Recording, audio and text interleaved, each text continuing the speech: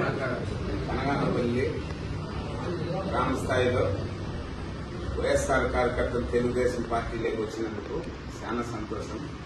వాళ్ళు ఎందుకు వచ్చారంటే ప్రకాష్ రెడ్డి వాళ్ళు కరడు కట్టిన తీవ్రవాదుల కాడికి ఎక్కువైన నీ మీద నమ్మకంతో పనిచేసిన కార్యకర్తలు నువ్వు సహాయం చేయని దానికి అభివృద్ధి నోచుకోని దానికి ఈ రోజు మారినారంటే వాళ్ళు నీ అభ్యర్థికి వదిలేస్తున్నారు. వాళ్ళు నువ్వు మాట్లాడేది కాదు ఇంకా పార్టీని గురించి వాళ్ళు ప్యాకేజ్ పార్టీ అదే అనుకోడు.